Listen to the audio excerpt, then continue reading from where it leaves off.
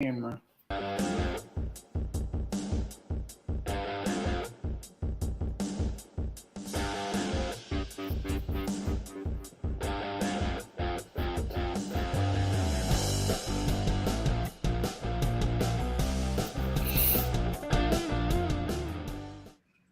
All right, Card Nation, welcome to another episode of the Third Banner Pod. This is episode number 15.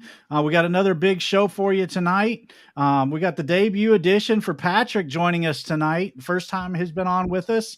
But tonight you got Ash, you got Josh, and you got Ross with Kyle sitting on a beach in South Carolina. So shout out to Kyle down there in South Carolina. Hope you're listening and having a good time on vacation. But just want to dive right in. We got some great football recruiting news this weekend with the Duke Watson commitment. And then I know you wanted to touch on some stuff that you got to do today, Ross, with some exciting news around, going to check out basketball and that kind of thing. Yeah, no doubt, man. First shout out to Kyle, though. I'm very jealous that he's on a South Carolina beach right now. South Kakalaki that's an awesome place, man. It's got a very near and dear place in my heart. I love that state, Palmetto State. Brought us Lorenzo Malden. It's been good to us, man. So my buddy Matt Newts calls me today, and he goes, "Hey, I got an invite to go down to the Kieber Center, which I don't know if some of y'all don't know. That's the mini Yum. It's the Yum practice facility down on campus, and we got to tour the new Denny Crum Hall. We got to walk around the practice facilities, the weight training facilities.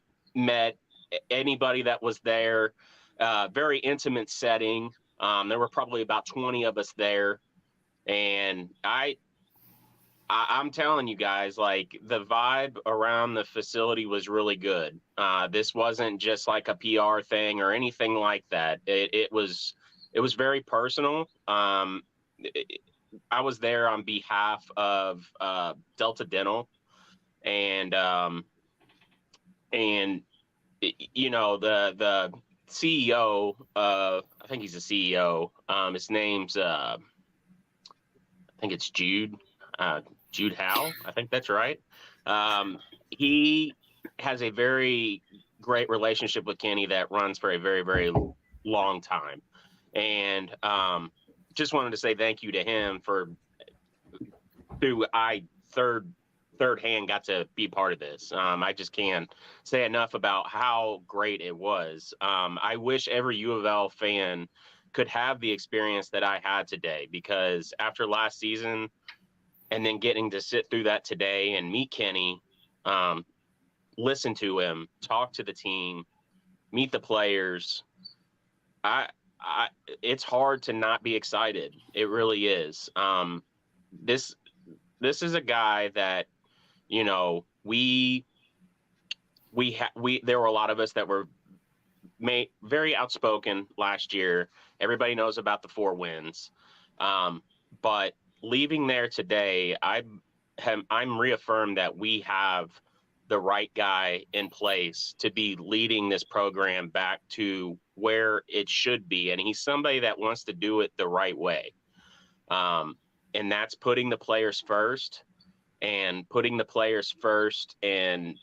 that will put the program in high regard as to where it belongs, sitting, as a premier program in the country. That's awesome. I'm jealous. I've been one that's fallen victim to drinking the Kool-Aid again and falling back in love with the program, every time there's good news. So, and getting sucked back in, but so I'm kind of jealous that you got that opportunity today, Ross. Sounds like it was a great time. It was. I got to ask Kenny a question, and I'll just be forthcoming and honest. I did ask Kenny if I could share my experience today on the pod when the visit was all over, when everything was over. I kind of went up to him after everybody had kind of left, and I just asked him personally if I could talk about this experience, because I felt like it's needed. He's very big on healing the community around here. It's a big reason that he took the job. He was quite expressive about that. And he understands the responsibility that comes with being the Louisville head coach job. That is not lost on him at all. That's probably one of the greatest things as to why he took the job.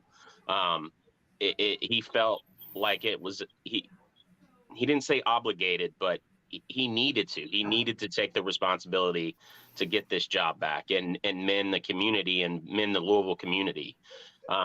So I asked him, question I asked him, and he was very humble and he was very gracious in answering it genuinely and honestly. I asked him, because he had made some comments about after this past year, he learned a few things. One of those being that he learned what it's like to be, a head coach in his first year, and he also learned like who is really with him and who is gonna be ride or die with him.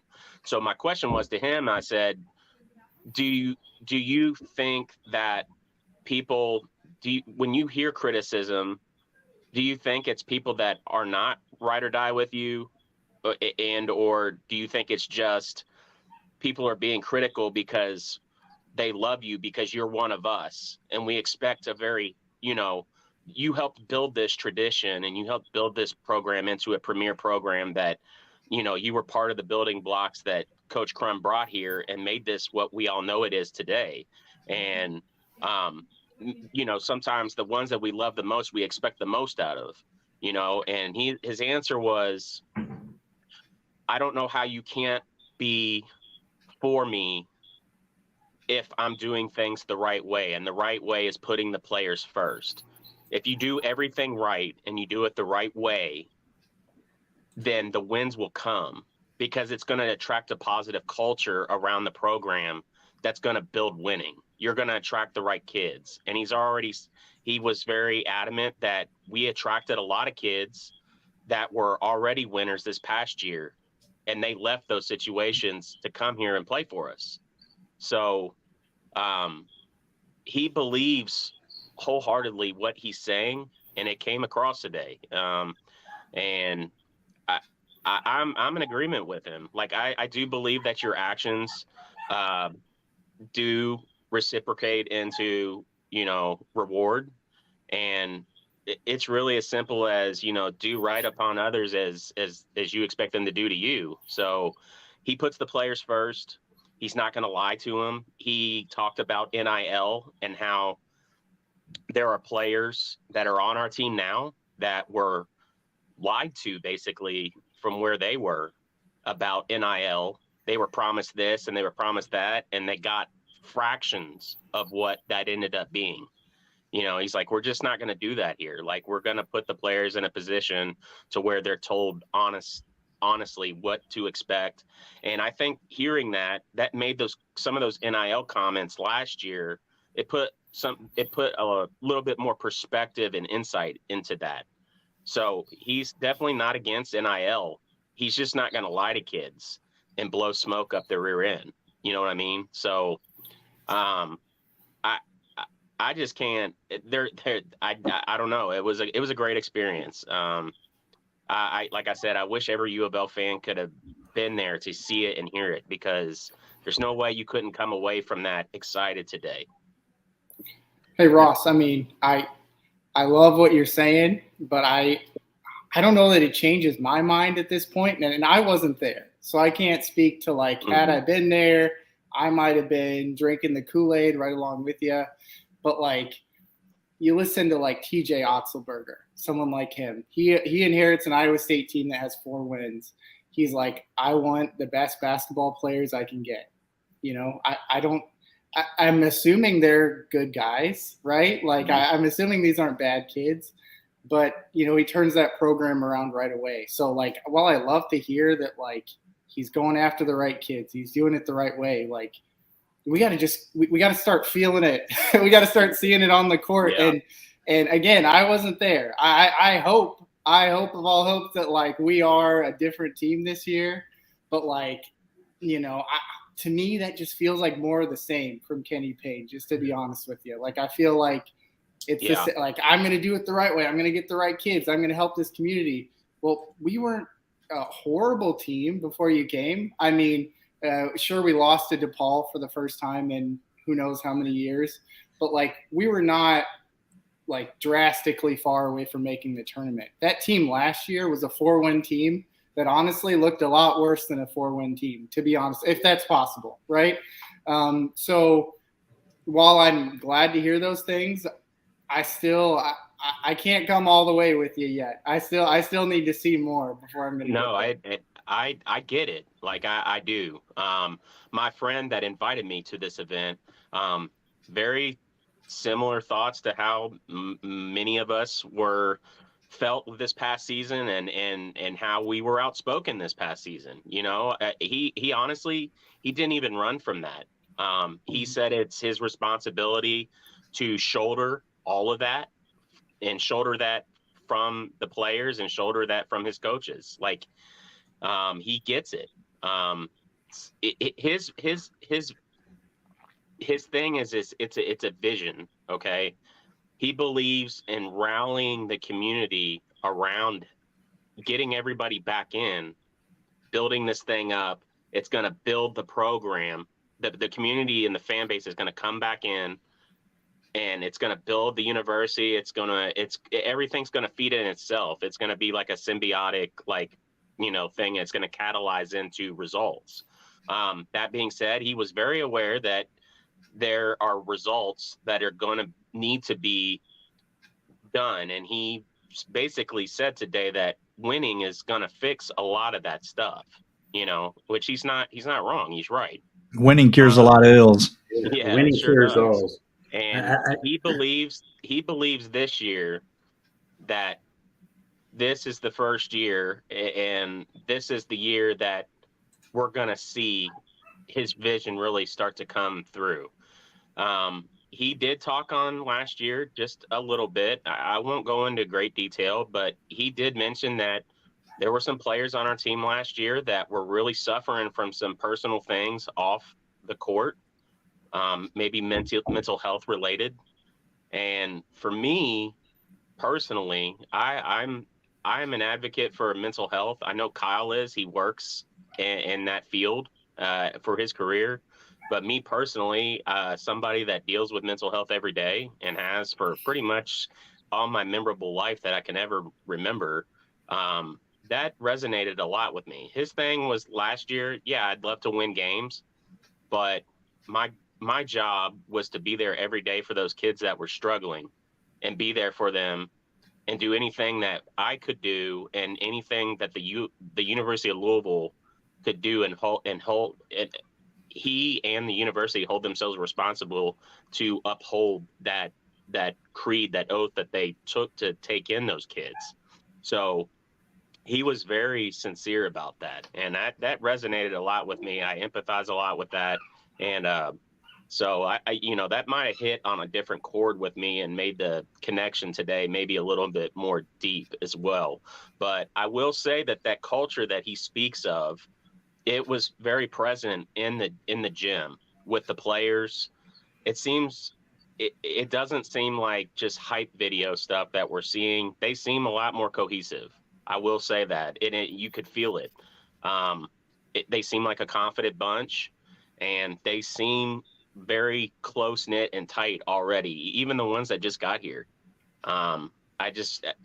I think the mood and the vibe's going to be very different around the basketball team this year. And I don't know. I'm not saying it's going to guarantee wins. I would almost say it's impossible to win less than 4 games, this year. But I don't ever want to say never. But I believe that they're going to win more games this year for sure. And I wouldn't even put a total on it right now, but they're going to resemble a lot more what U of L basketball means to us, what we've grown up seeing. And, they're going to make us, I feel like they're really going to make us proud this year. That's honestly how I feel. Yep. Sounds like an amazing experience for us, man. Glad you got to, get in there and see how stuff's working. A couple things. For one, you won't find a bigger fan of Kenny and someone who wants to root for him and see him succeed than me and probably everybody in here. I think we all want them to succeed. Absolutely. The vision you talk about, sounds great if it works. My couple of issues are, one, it sounds very similar to stuff you hear from his mentor, John Calipari, putting the players first, celebrating their success, which is, hey, listen, they come here to not only win games, win championships, but to better their life afterwards. So I understand that. But it resonates the same, yes, I want the players to succeed, but I want our team to succeed too. So I want to see that. And number two, when we talk about community involvement, that KP preached in his press conference that he obviously preached today, I don't follow KP's every move, but where is that community involvement? I haven't seen, the fan interaction that I think our fans deserve. I haven't seen, and maybe some of it's done without the press there, but I haven't seen the team out in the community as much as they were under Patino and even Max. So, I kind of want to see that in the culture too. I think that will help, get some fans who are on the fence or on the other side to come back and say, hey, we're going to give this a chance. So I'm hoping, he practices what he preached today in your visit. Yeah. And he specifically, I know people have different feelings about, what was going on in Louisville during COVID. The Breonna Taylor case, a lot of people have different feelings about that. But he mentioned that specifically today and why he felt the responsibility to come back here. He saw what was happening here during then, and he had a real, you could tell that really resonated with him. Regardless how you feel about that, I think that is a great thing, because you can have people on both sides of that argument, whatever that is, but can still find a middle ground. And he wants, that's focal in him taking this job. He wants to bring a lot of people in. The guy that was with Delta Dental today, he's sounds like a lifelong fan of Kenny's. They've known each other for a very long time. It sounds like they've known each other since they both probably went to school here in the state, many years ago. And they've been tight for a really long time. Kenny and him joked. Kenny joked on him numerous times about how he's a UK fan. And, that guy was wearing a U of L shirt today, and he's been wearing U of L stuff because, that means a lot to him. Like, his friendship means a lot, and it means more than, a color. And, I just thought that was really, really cool. I have been outspoken before that I know that the rivalry's fun and all, but at some point, for me personally, the rivalry goes too far. Okay. It's okay for us, to me, as and it might just be me getting older, but the rivalry, gray beard. Yeah, I know. The rivalry is great when we're playing each other, okay? But the amount of animosity and the stuff that goes on at a political level because of that rivalry, and how the state honestly holds itself back in a lot of ways due to those politics, I wish that stuff would stop. And he didn't directly speak on it, but he in a roundabout way talked about it. So I think he believes he can mend some of those bridges. So, and you were talking about Cal, the approach. He did bring up Coach Cal a couple times, and talked about why that approach works. That's not a coincidence. There's a lot of stuff, yes, with shoe companies and stuff before NIL as to why Kentucky and Cal have succeeded, over this past decade. But it's also succeeded because of the relationships and bonds that they've built and the trust that they've built to harbor a program where players want to come play there. It's not just all about the money. It's a big part of it, I'm sure, but that wasn't, he was speaking from the heart about that. And to me, I think that's great. Again, he's not lost on the fact that it needs to result in wins this year. He realizes the team needs to win some games, and they need to play hard. They need to look good, even in losses. He realizes it, but he believes as long as he's doing right by the players, it's all going to take care of itself, and it's going to result in wins. And he believes starting this year that he's building this thing, and he's building the vision that he sees it. That's about all I can really say about it. Again, I just wish everybody could have gotten to be there. It was a very intimate setting. When we were leaving, we didn't even know, but we got these little pictures. Wait a minute, let me try to get this right. It's signed, and I was pretty appreciative, man. I was. Is that a print, Ross, or is that hand signed? It's hand signed. It's there definitely yeah. He We're gonna need to get that authenticated. Yeah, it's when Kenny was rumored to be the guy, I wanted him to get this job. I did. I believe in him, and it's a lot of the same feelings I have as to why I wanted him to get that job is similarly as to why I think and believe that Jeff Braum's going to be the guy for football. It might happen differently, but I feel that they're the best fits for the program.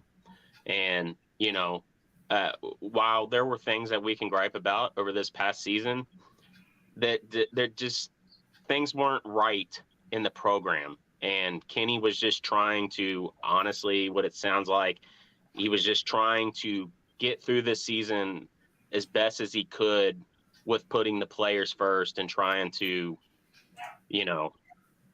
just make sure that he was there for them. And again, I know people could make an argument about, well, they only won 4 games and how is that good for them? But for him, it's bigger than basketball. It's about the program being there for the players and the program being a program that can harbor a good environment to grow boys into responsible, respectable, productive men. He was he preached on this multiple times. He said, these years that you're in college are very, very formidable years, maybe the most formidable years of your life, because they're going to dictate how a lot of the rest of your adult life is going to go. So he believes in that mission statement, man. And he just, I respect a guy that will live and die on his word like that. It's very commendable, and I respect the hell out of it. Yeah, if you pair it with wins, man, it's right. awesome too. Yeah, and absolutely. Among all of us here at the Third Banner Pod, I probably am the most, as far as it pertains to this coaching staff, I'm probably the most Charlie Brown of any of us on the Third Banner Pod. I'm the one that gets, the football stolen away from me by Lucy more than anybody, because I keep letting myself get sucked back in. Yeah. But Ty, one of our other guys that is normally on the show, posted in the chat. At the end of the day, he gets paid to win basketball games. And a lot of what has been said tonight kind of reminds me back to for football, whenever Steve Cragthorpe was here and we kept hearing about the book clubs and all that stuff. Yeah. And it's just like, at the end of the day, nobody gives 2 shits about the book club and all that. They want to see the team win games and just be competitive. Like, too many of the games were over before you even even tipped off. So I've got to see something else besides just having a good, bringing up good young men, because I want both. Listen, I'm going to be very demanding of that. And, and I will say a stark contrast I see, and I agree with that point. But the problem is that Cragthorpe, as we all were hearing and now know, a lot like the last guy that was here for football, he couldn't relate with his players. Kenny can.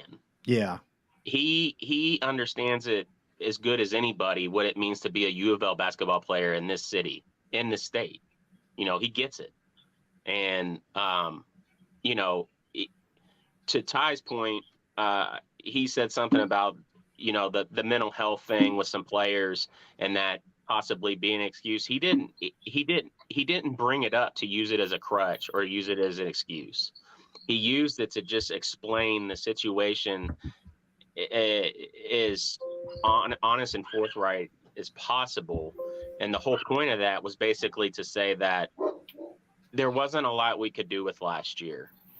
It was just, he didn't say this, but this is me saying it, that there was just a lot of damaged goods. Okay. And it wasn't going to go well. So what was most important was to be there for the players and get the team through it all together as best as they could, and yes, he's paid a handsome sum to win games, but that's not his main priority approaching this job. He understands that's why he's here, to win games, but his main responsibility is to be a great mentor to these guys. And, these guys, their parents or their guardians or whoever, they hand their kids off to a coach, and he wants those families to feel comfortable that their sons are in great hands, and he believes it, man. It's all about the culture, and I can't knock him for that after listening to him today. I mean, I've heard him. We've all heard him over this past year, but I really heard him today.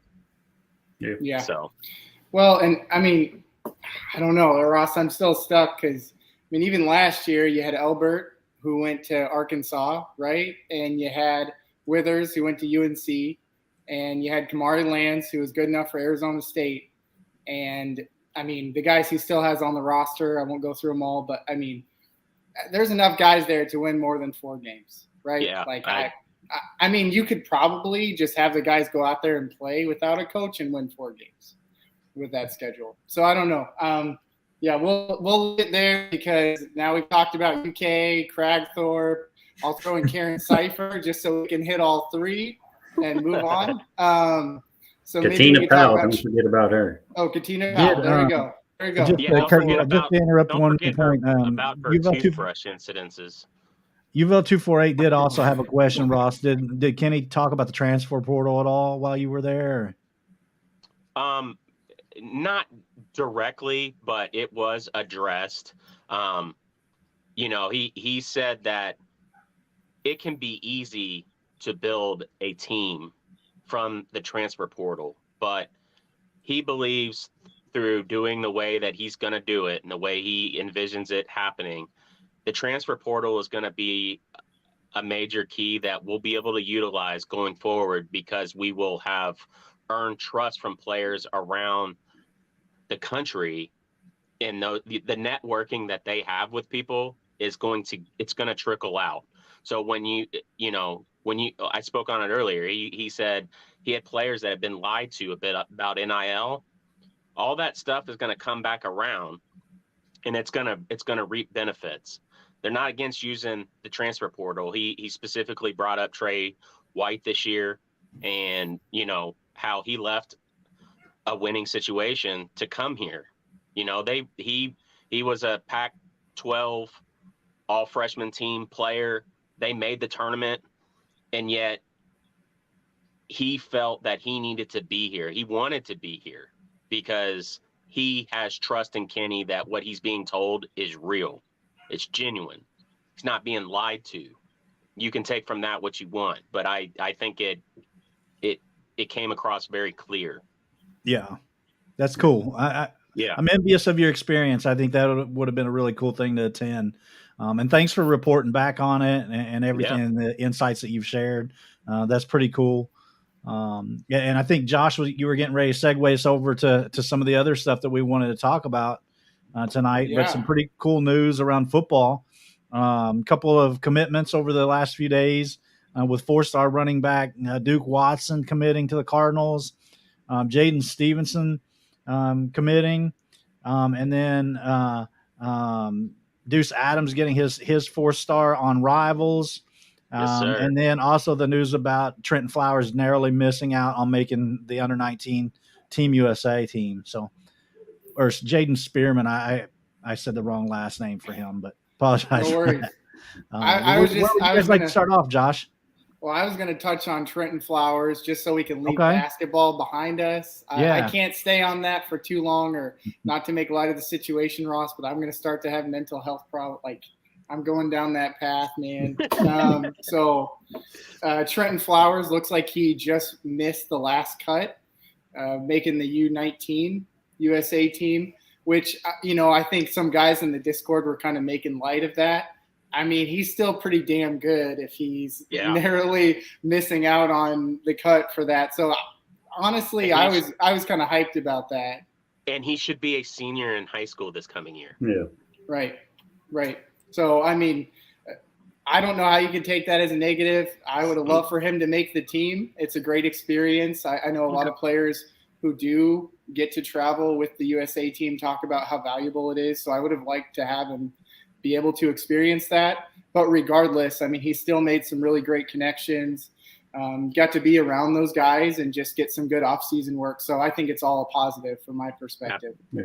And the reports coming out of those practices, from some national analysts were good ones. That they said he showed, some athleticism off the bounce, decent ball handling skills, wasn't afraid of contact. So, something that we didn't have last year. And I think that's the key. And I'm definitely looking forward to seeing Trenton in a Cardinal uniform next year.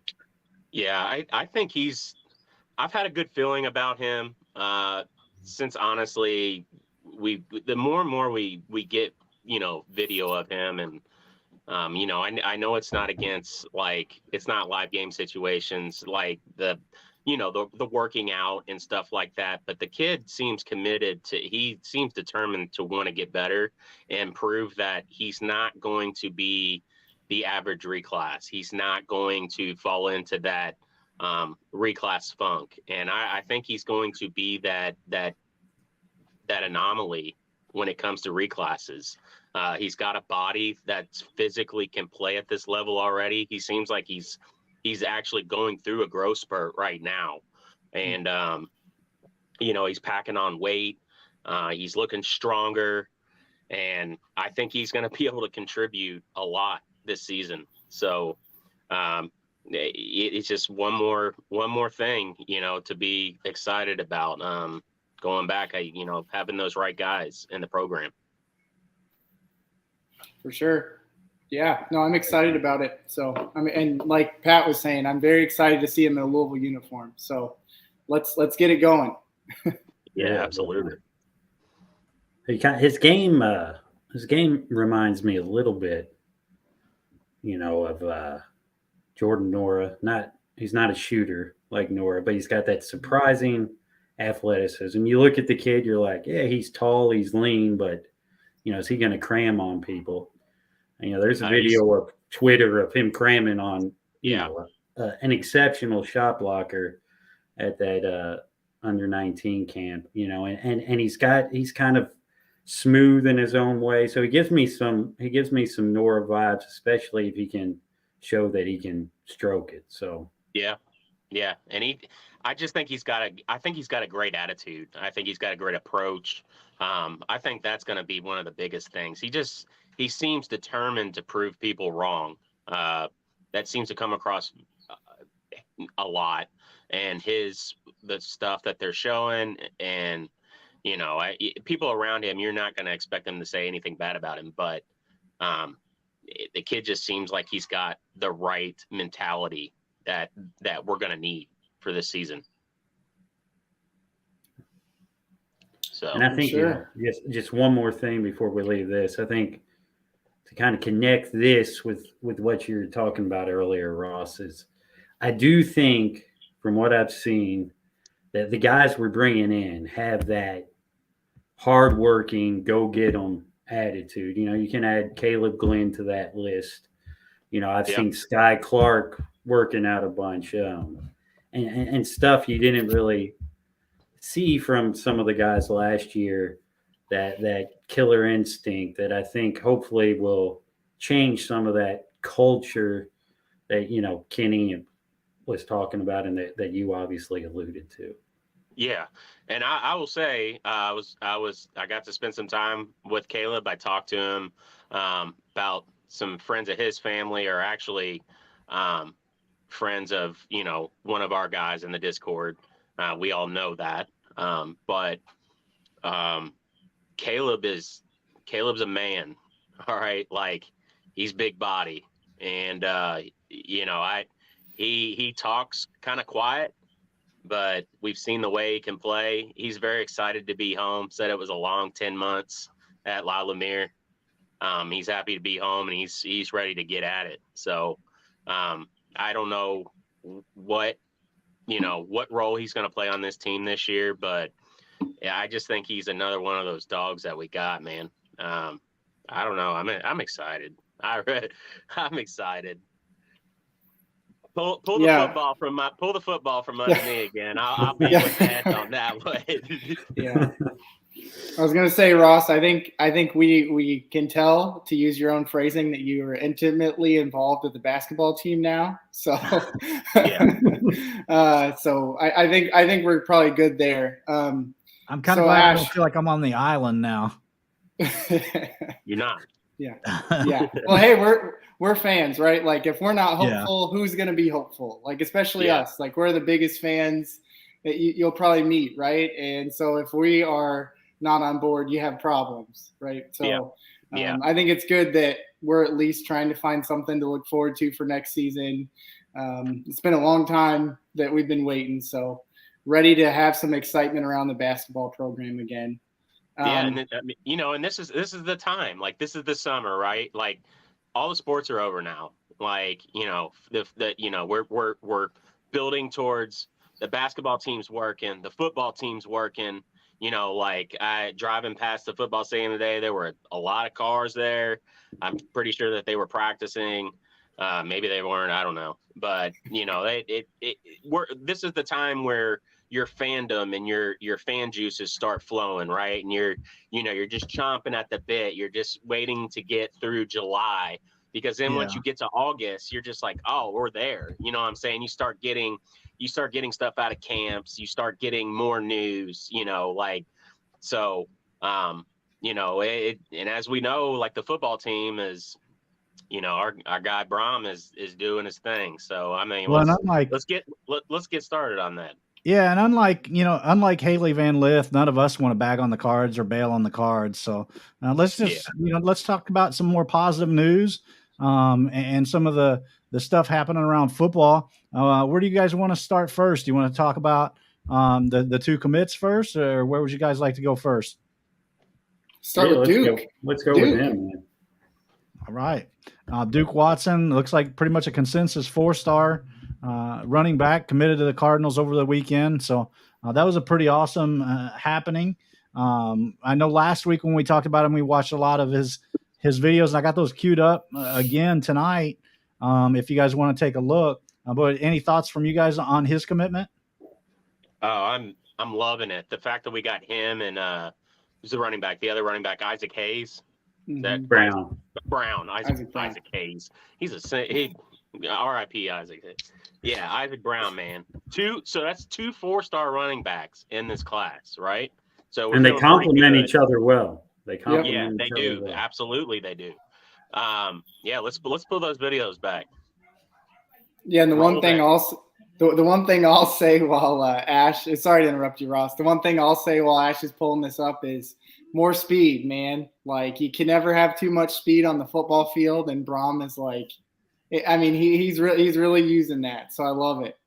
Yeah, I mean, just look at that beautiful bean footage. Look at that. Yeah. I mean, the thing I got from watching this earlier is, he doesn't have elite speed, but he can break away from you, and I think his cutting ability looks really good, and his vision to find the hole quickly and hit it is good. So I think he's going to be a big time player for us. Yeah, like I think he's fast. I don't think he's, I don't think he's Tyreek Hill fast or, too fast or anything like that. But I think he's very quick.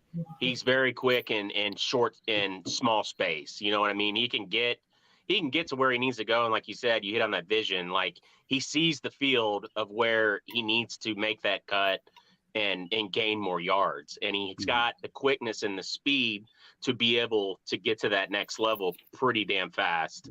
I would expect at the next level here at the college level, you might see a guy here or there, a DB tracking him down, but maybe not. He's going to be a senior in high school. He's still got a lot of developing to go as well. I hit on it last week. Yeah, I think we showed he was like 5'11" and he was like 170 pounds, but I think that's not updated. He's like 6 foot now and he's like 185 pounds.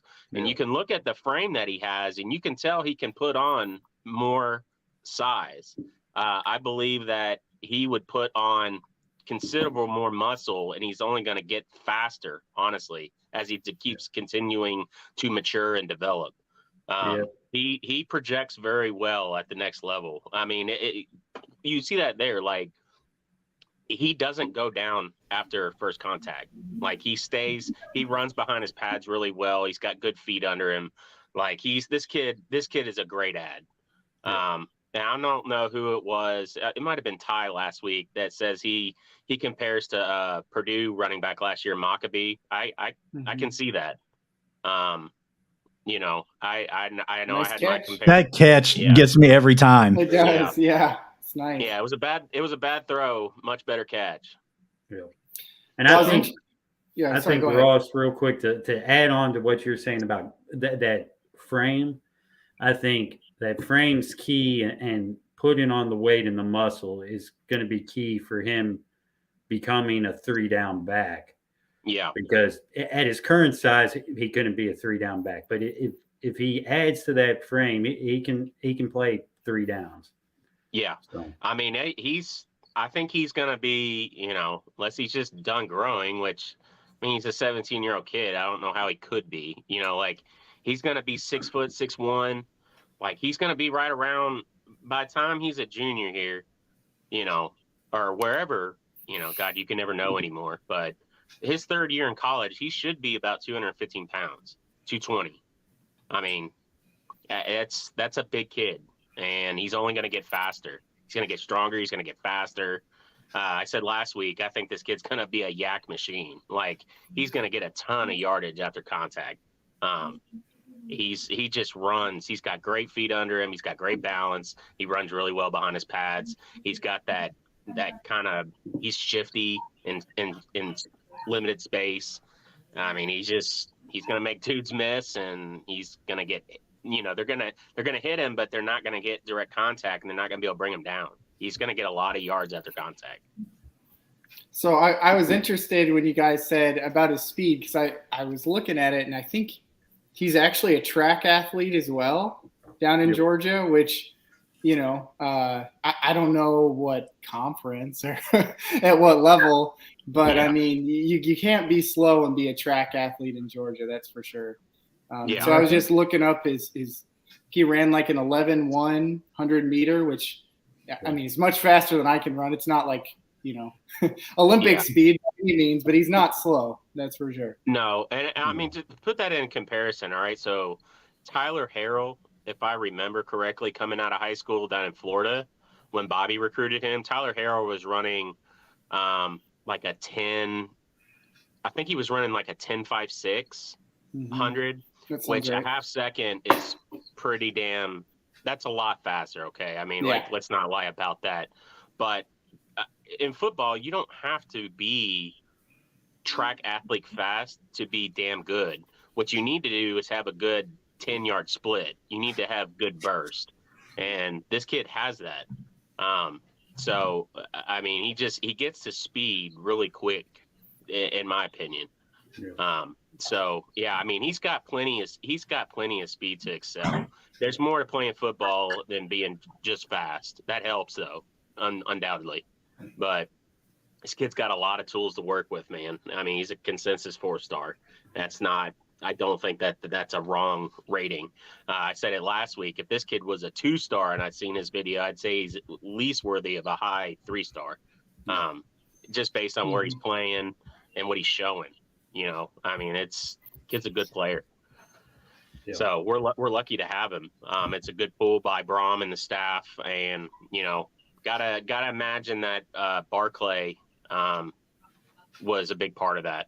So yeah, Barclay's got himself a couple of good tools, you know, for the future in this class. You know, you pair him you pair him with Brown, and I don't know if Brown can, you know, has the stature to be a 4-down guy, but man, he can be a guy that can catch the ball out of the backfield and take it to the house pretty quick and you know, do some stuff in the return game and maybe even line up in the slot. So, you know, between the two of them, you've got some variety, and I think it's a good 2-man running back class. I think it probably shuts down our running back recruiting for 2024. So a guy like the kid that was here last week with him, Derek McFall, probably it takes him out of the cards. I don't think we will recruit him much anymore, but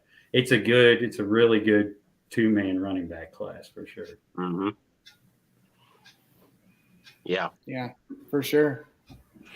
Well, and we did we'll call it an unofficial poll in our Discord, where I can't remember who asked, but somebody asked, of everybody who visited, who are y'all most excited about? And I think the consensus was pretty easily Duke Watson. So it's definitely someone the fans can get excited about. You know, I think his, like you said, Ross, his play speed, like when he's in pads, is really good, and definitely good enough to excel at the next level. So plenty to be excited about. Yeah, and I know somebody that is excited, and that's Kyle. I know that South Carolina Ocean might be a little more frothy tonight. So,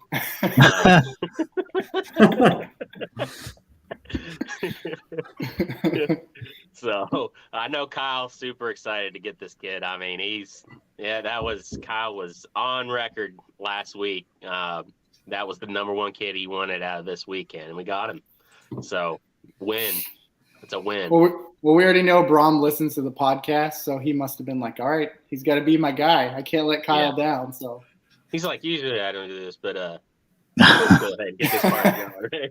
Yeah. 100%. Yeah. Yeah, and so you know, moving right along, you know, I'm excited as anybody to see a top-notch running back coming in, and I think we talked a lot about him last week, and I think the excitement is obvious with him coming on, but also we had the other commitment to talk about with Jaden Spearman, the junior safety out of North Carolina. Looks like he's a 3-star kid. Some speculation that he might be a walk-on. I'm not sure what the truth is behind that. If you guys know better, feel free to chime in. But also got his huddle pulled up, so I'm gonna go ahead and share that as well, and I'll let you guys go ahead and dive more into him. I know you researched him a little bit, Pat. I know that there was some talk. Who was it that tweeted that out? Was it Jody that said he's going to be a walk-on? I would be interested to know, looking at his offer sheet, what that dynamic is there to where he would want to walk on. There's got to be some other angle there that we don't know about just yet. Something I read, and it was probably on Twitter, so take it with your usual Twitter skepticism. Right. But I read that his family knows Braum well, and they're they can afford college, and they want him to play for Jeff Braum. Is what I heard. So, or what I read. Whether that's true or not, I'm not Oh. sure, but I did read that somewhere. Yeah, Yeah, it's a He big took dude. that quarterback's head off. Yeah, I mean he's a downhill player. Like he's a thumper. Yeah. That he likes to hit, and I'm all for that. If that is true, what you're saying, Pat, if that's true that they have the means to do that, like, and they trust, they want him to play for Braum, there's a trust factor there, going back to that. You know, it's a relationship thing. Relationships can get you players. And if that's the case here, then that's why he's coming, I would expect at some point, though, if he sticks around, he's going to be on scholarship. So I would expect us to hear at some point that he's probably a preferred walk-on. And at some point, I don't care if anybody has the means. If you can go to school on a scholarship, you do that, right? Yeah. Like, that's just 100%. money that, I mean, nobody wants to fork out thousands of dollars if they don't have to. No. You know what Especially I out of mean? state. So, yeah.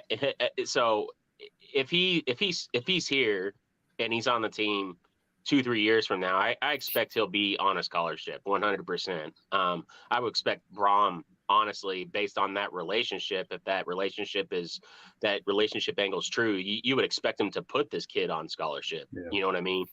Yeah. Well, and the great thing about that is if he starts as a walk-on and he gets put on scholarship, that means he's good. Yeah. Yeah. So, well, and to give a little bit of background about what we're talking about, so his recruiting profile has him as a 3-star with schools like Arizona State, Baylor, Boston College. And then I think I saw somewhere, I don't know if it was in the Discord or Twitter, somebody said like even some bigger Big Ten schools were going after him. Yeah.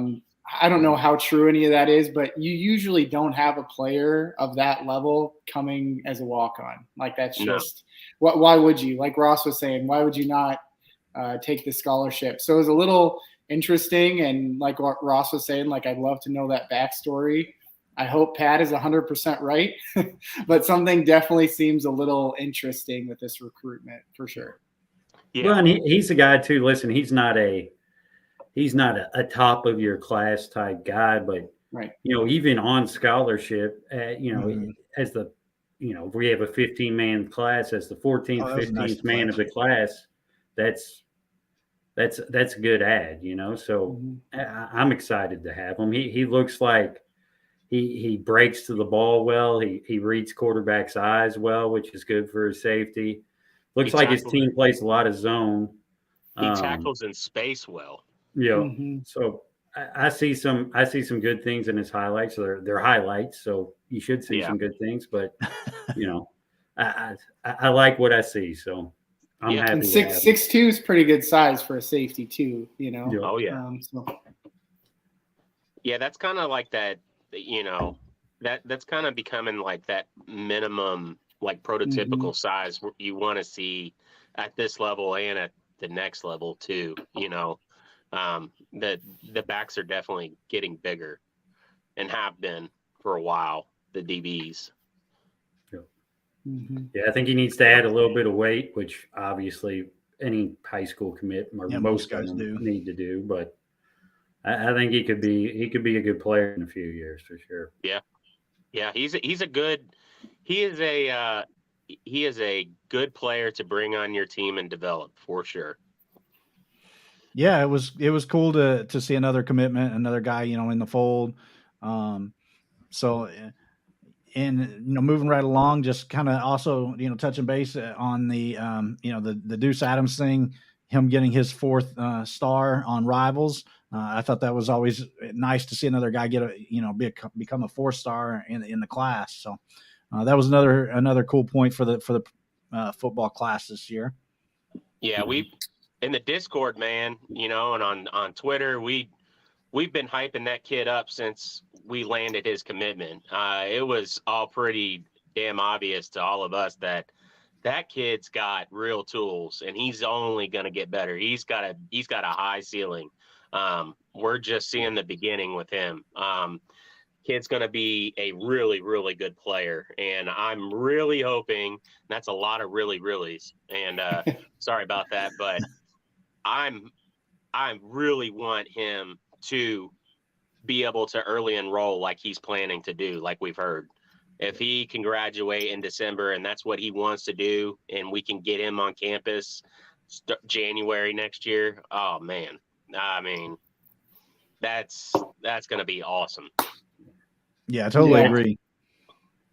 Yeah, that's really key for quarterbacks too, is to get on campus early. I think they've got the hardest job and need to get that step up. And yeah, I mean that time helps. I mean, it's immense. Yeah, well, and I'll say the other thing too is we broke the curse where usually when we have a guy commit, like Louisville fans, I don't know if it's just in our heads or what, but like I feel like anytime we have a player who's a 5-star or 4-star, they always get dropped down a star. So it's nice to see one go the other way. Yeah, so it's nice to see one actually get a bump, and a deserved bump, right? So now we are finally building that quarterback room where, you know, I think that was something somebody rumored during during Satterfield's time is like, we're not getting these big football commits because the QB room is just too scary. And I'm like, I just am not seeing it.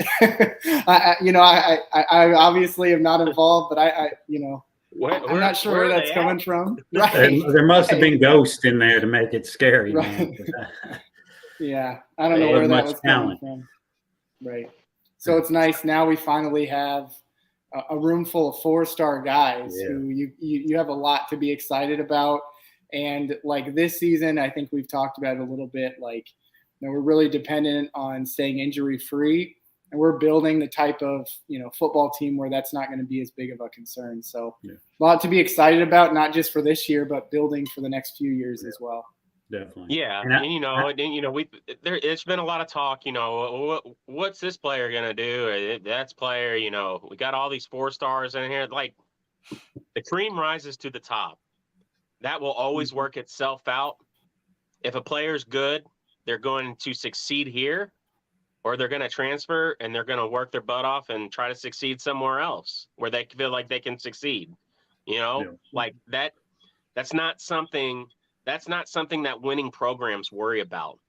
They actually don't worry about that at all. They actually recruit to that opposite worry that, you know, they compile as much talent as they can, and then they see who the competition brings out the best in, and then roll with that because that player earned it. And that's the way Braum approaches things, and that's the way he's going to approach things. He's not going to give – we were on record many times, Braum's not going to give anybody a job. You're going to earn it. So, like, you want those problems. Anytime U of L's been great, no matter the sport, it's because there's been competition in spots. You know, there's been people pushing them. You know, the competition always brings out the best in your team and brings out the best in players. The ones that you want are the ones that are going to stay around and fight through it. And it's not to discredit anybody, any other player or anything like that, but the just situation might not be right for them. And it's best that they have a change of scenery and go somewhere else. You know, they were beat out for that position, and they know that, which is why they're transferring. That's a good problem to have. You want that problem. That's how you build winning programs. Yeah. I will say the one vibe I get from Jeff that I didn't always get from Scott is there's no politics. The best guy's going to get the job. There's no favorites, you know, and I think that's what, you know, ultimately could lead to a very successful coaching career for Jeff. It's already been successful, but, you know, and a successful run for us here. So, I mean, it's just, I mean, you don't hand the keys to players. Like Charlie didn't hand the keys to, you know, not to bring up a sore subject with a local prospect, but, you know, he didn't hand the job to DeMarcus Smith, kid from Seneca. Thank God. He gave it. He didn't give it. He gave Teddy a chance to come here and earn it. And DeMarcus didn't see it that way, and he chose to go elsewhere. And Teddy won that job, and look what happened. We got some of the greatest U of L football memories because of that. Yeah. Winners build winning cultures and winning programs. That's a winning mentality. You compile talent, and the cream will rise to the top. It's a great problem to have. That's the problem you want to have. You want guys, you want dogs that are chewing after the bone, that aren't sitting in a kennel. You know what I'm saying? Sitting out. You want dudes that are out there. You want those guys. You want them fighting for their spot, especially in a sport like football. Like, you want fighters. You want warriors. That's what you want. We don't want people that are afraid of the quarterback room. Yeah. Right. Yeah. I must say, Ross, that's the first time I ever heard a dog bone and kennel analogy. You want them chewing on the bone. You don't want them in the kennel. Yeah. I'll just go ahead and throw it out there since y'all took the bait. Yeah. You know who said that today? Oh no. KP. Mm-hmm. Oh boy. Ross's guy. I thought we were off that. There you go. I'm just, I got to give credit where it was due, man. That's why I've never heard it before. Got to give Kenny his due. That was, I was like, I get it, man. Yeah, that's what you want. Ross is going to be on the next podcast going, I need you. Hey, Macro, Ash, right there with you. Two 4-star defensive tackles will be awesome. I can get on board with that. Oh yeah. That's where you change your football program immediately. Is in the trenches. Like, if there was one thing that Charlie did, he immediately started bringing in dudes on both the defensive line and offensive line, and it showed because of who got drafted on those lines when he was here. And same thing with Bobby 1.0. Look at all the dudes that on the defensive line and the offensive line that got drafted from all those teams. That's how you win. That's how you build winning programs. That's how you do it. You build it inside out every time. Yeah. So, and we got somebody that fits that description right there coming this weekend in Kavion Henderson, who's a Arkansas commit. So hopefully we can make some ground there and get Macro one of his 4-star top 250 defensive tackles. Yeah, that'd be great. Who was the player that we were rumored to be with this off season? Didn't we pull a player from Arkansas and then he ultimately backed out? He was like a DB. Yeah, the safety. God, what was his name? I'm drawing a blank right now. So, me too. We owe Arkansas this one. This one's ours. So, right. Yep. Slusher, that's right. Slusher was the guy's name. Yes. TJ? Yes. Slosher? Is it TJ? That might have been it. Mm-hmm. It was Slusher. Yeah, I know it was Slusher. Miles Slusher. Miles Slusher. Miles. There you that go. sounds there right. You go. That's it. I knew it was, I knew it wasn't like Michael or something. Yeah, Macro and Kyle both had it almost at the same time. Yeah.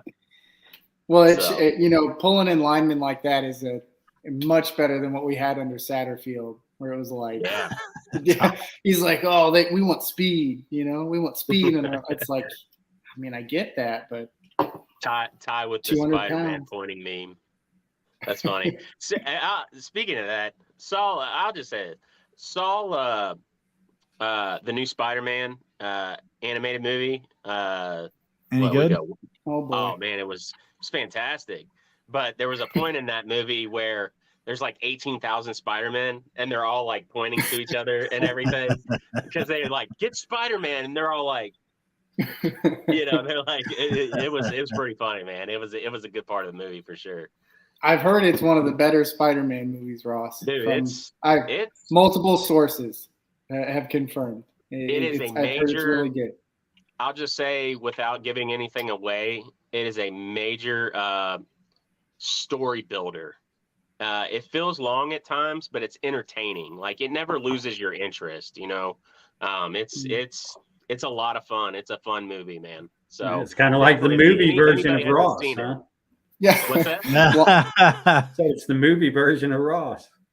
It's a story. It's story builder, man. Oh man, Yeah. Goes long sometimes, but it never loses your attention. Yeah. The drama of Ross's Kenny Payne fandom. Yeah, we're like, what is this guy Ross gonna say? Good Lord. Yeah. Well, we always know when you're typing in the Discord and you've been typing for a minute. We're like, oh boy, here we go. Well, sometimes I start typing and then I get really busy, and then I gotta and then I just leave it open, and so they're like, damn, what the hell is he writing? And I come back, it's like 5 words. Like what? Yeah. Sorry to disappoint y'all. I thought Tobey Maguire was okay. So I was just gonna say in the chat, it looks like Miles Slusher went to Colorado with Coach Prime.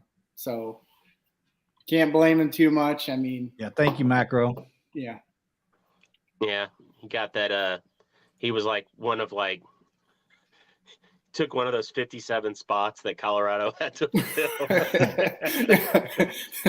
He's like, you can play quarterback, you can punt, you can catch your own passes. Dion's like, I need dogs. So. Well, it also looks like 3-star Rashawn Clark canceled his visit for this upcoming weekend. I don't know if we touched on that, but I'm not sure if that'll get rescheduled or not. Yeah, I hope so. He looks like he could be a good player. He's a 4-star guy, and he is from Washington State, so I imagine that hopefully had something to do with him canceling. That's a long trip. Hopefully he gets back out here because I think he could be an impact player. He could, but man, I'm just like, unless it's like a top 50 player nationwide, I'm just not going to sweat it. Like, yeah. I mean, Braum, the portal god, is just that him and his staff, man. They have just like infinity gauntlet the portal. We've got a portal king and a portal god. Oh, he's a god. He's a portal god. So sorry, Connor, you've been outdone. Yeah, so he's yielding that gauntlet, bro. So I mean, you just can't. They're gonna get players. They're gonna get players. Ross, I'll hit you with another movie reference. The only thing missing on his Thanos, his Infinity Stone, is the tight ends, right? Like he has missed on a few, and I don't know what it is. Like, I think he's going to turn one of our walk-ons into a fringe NFL player this year, and it won't be an issue.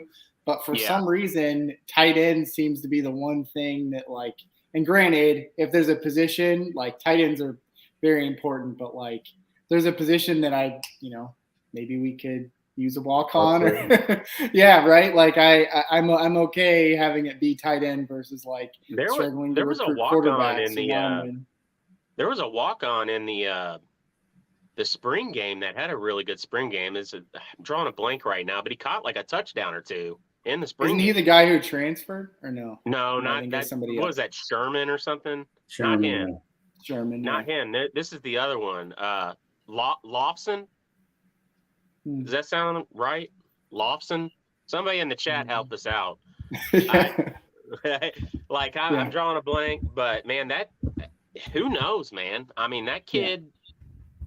I don't have any doubt that Braum can put dudes in situations to succeed, and he definitely it is kind of surprising to see that we haven't had a bigger tight end transfer from the portal, kind of like just hop right in, because Braum has a good resume with tight ends, not only develop, using them as downfield targets, but also they show a lot in tape that they become, useful blockers as well. Like that type of thing, having that kind of tape, that gets you drafted, one of the 3 days in the NFL draft, because if you're a tight end that can block, that's a crucial thing. There's a lot of coaches that use that, and starting out, that could get you on the field on special teams.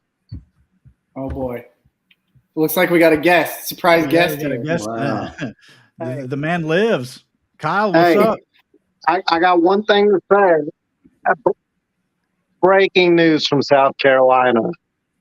Oh boy. Hey, breaking news. I am going to be trying Raising Cane's tomorrow for the first time. Ooh. So we will Wait see a for minute. sure if it sucks or if it's awesome. Hasn't he always been on this Kane sucks bandwagon? No. Mm-mm. He's never had Is it echoing on there? No, you sound all right. You sound all right. No, I am firmly in the anti-Canes category. This Kane slander is nonsense. No. Mm-mm. No. Nope. Kyle, you'll have to let us know. You're the Okay. chicken. You're the chicken expert. Okay, so I'm going to go ahead and sign off because, like, on my phone, it echoes really bad. So I don't even know who's talking when. But I want y'all to know that because I'm going to decide once and for all if it's too legit to quit or if it goes in the trash. All right, y'all doing great. I'm going to keep listening. This segment has been brought Thanks, to you by buddy. Raising Cane's. Hey, Kyle, one thing, man, when you get that Cane's, whether you like the chicken or not, make sure you get some sauce and you keep the sauce because it goes well with just about everything, man. Yeah, it The does. sauce It's is great. good. Yeah, like I said, you will not disparage the cane sauce. It is goat status. It's that It's good. good. Sure. I thought, listen, Kyle, love you, man. But I thought you had one of them aging filters on for a minute. You look like you spent a lot of time out in the sun today. I was like, He does have an infant. He does have an infant, so maybe no sleep. It Yeah, happens. maybe. Happens to the best of us. yeah. Macro, I I hadn't seen that. Where did that come out at? Looks like McMurphy. Maybe it's on his Twitter. Yeah, I think Rutherford talked. I don't know if that's who Rutherford was sourcing today, but Rutherford talked about it on his show today. That's where we ranked. Even we've been down bad like this, or the athletic program as a whole hasn't been like just shitting the bed, but everything's been kind of flat for a little bit, and we're still 23rd in the nation. Like in making money. Thanks. Yeah, John. and that's revenue. So that's not your net profit. But I mean, we had like 237 people at basketball games this year. So Yeah. I mean, they still paid for their tickets, though, was the problem. Yeah, I mean, just imagine if, just picture it. Kenny is our guy, and he's got it rolling. Jeff is our guy, and he's got it rolling. And you've got all of that coming back in. Dude, I'm telling you, like, we're going to see great things. Yeah, dollar bills, y'all. That's fantasy. That's the fairy tale ending right there. If you get it rolling with two former players, Absolutely. can't beat that. Yeah, man, and it is, and that's why that's why I feel like they're the best dudes. Or they're the best fits for sure. That's not even questionable. They're the best. Ross is getting intimate again. Here we go. Here we go. No, they're at the mood. No, Yeah. We need them to be the guys. We need them to No, be the I guys. agree with you. I agree. So it needs to happen now. This is a critical juncture that we're at in our athletic department right now, with conference realignment being talked about again. We got to get it going. We got to get it going. We got to make ourselves a sexy program again nationally. All of that will take care of itself, just like it did when we got into the ACC. We will earn our right into wherever if we are a sexy program. You know what I mean? Yeah. That's intimate, sexy. I mean, Yeah. he really got to you today, Ross. Dog. Listen, if you I came on a different pod than I thought. I know. Here, wait a minute. Here. If you're intimate, if you're sexy, and then you got money, Oh, come on. Come on. So Ross, I was just gonna say I found Brett. It was a Brett McMurphy tweet. So this was 2022 top schools in 2022 in athletic revenue. Louisville was 23rd at 146 million. Another school down the road was 16th at 159 million, and the top school was Ohio State at 251. So they're pulling in about 105 million more than us, but again, that's just revenue. That's not profit, right? So, like Pat was alluding to. Yeah, I want y'all to throw up that comment that's in the chat from Uncle Larry. Uncle Larry is one of those community staples of Louisville fandom, and we would be remiss if we did not give him a shout out. Unc, glad thanks for you're joining here, buddy. us, Unc. Yeah, we love you, man. I look forward to seeing you at a tailgate this season. Collision Course crew, we're gonna rep it hard. Tailgate's gonna be wild, crazy. It's gonna be nasty. It's gonna be intimate. It's gonna be sexy. It's gonna have money. Yeah. What? Knew it was coming. Where's this tailgate at? I've got to join next year, man. Speaking of tailgates, have we made any progress on the proposed live show tailgate? Oh, I mean, we still got a little bit of time, but we can definitely make that happen. For sure. I will say there's normally Collision Course crew. We've been at the old Cardinal Hall of Fame Cafe on the back side of the parking lot, right there. We're usually with a Catalina wine mixer tailgate, and then it's another tailgate. I'm drawing a blank right now. Real good about that tonight. But they got a fire truck.